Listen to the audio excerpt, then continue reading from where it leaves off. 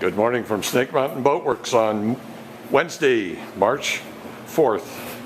The Riviera has reached the finish line as far as the varnishing and bright work goes.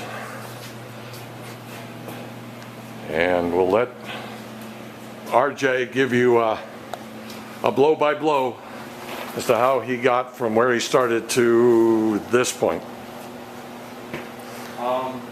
I started by stripping, sanding, and bringing it to bare wood.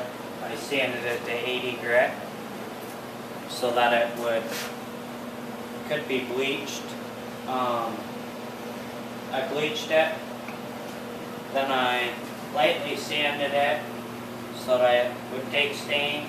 I stained it and sealed it. Then I started applying coats of varnish. I applied, I believe, 4 coats of varnish, and then I sanded it with 220 grit to try to get it as flat as I possibly could without sanding through.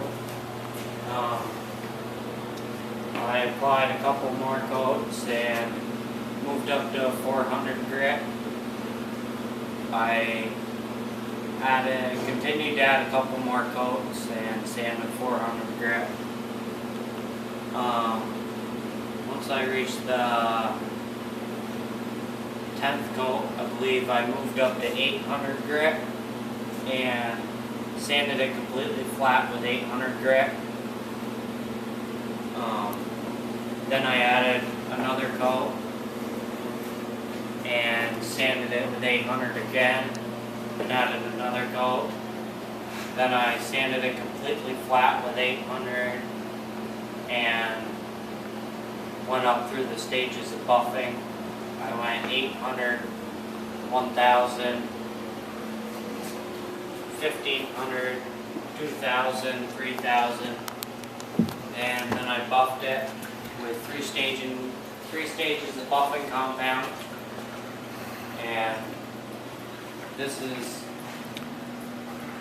what it came out to look like. This is the result, and it really is fantastic.